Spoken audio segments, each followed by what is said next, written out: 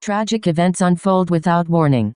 We can be affected by them personally or exposed to them through the experience of others, from raw media posts or news reports. It's hard to avoid the reality of death and the feelings associated after, and that's why the world can feel like a very scary place. Feeling hopeless is often associated. When we witness events from afar, the sense of helplessness can bring on anger, despair, and fear. We're often united in grief and remembrance. It can often feel like the whole world is reeling. It's because we're human that our hearts break at seeing the suffering of others. When we directly experience a tragedy, personally or within our social circle, the emotions can be even more intense. Emotions are an energy that doesn't need to consume us if we learn to nurture it in the right way.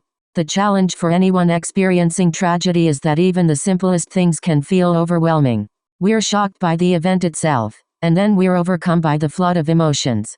We might not be able to continue with our day as normally or as planned. We might not have the words to express what we are feeling.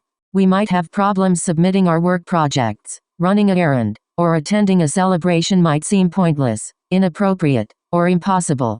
We experience traumatic stress in different ways, but one common tendency is to get caught in a loop of negative thinking. Replaying the events, revisiting memories, going over what if I had done things differently. What could we have done to prevent it from happening? It adds an extra layer of mental commentary to a situation that's already difficult for the mind to manage. So what can we do? We can't change the way we feel, but we can approach things in a different way to avoid getting stuck in that loop. When we're caught up in anxious or panicked thoughts, we tend to feel threatened or scared. That can cause us to lash out, retreat, or shut down. These are all normal responses, but it doesn't have to be this way. This is where meditation offers us a rope to hold on to. Meditation can help us find peace of mind even when we experience great difficulty, pain, and chaos. Once we learn how to meditate, we can quiet the mind and let go of thoughts and emotions that can magnify our underlying grief, distress, or suffering. Meditation can't make our heartache go away.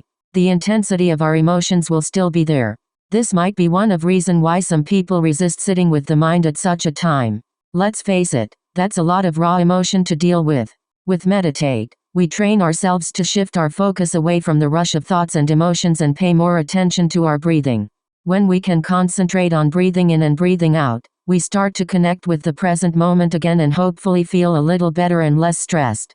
With this new distance between ourselves and our thoughts and feelings, we can find space to breathe, calm ourselves, and discover a whole new perspective.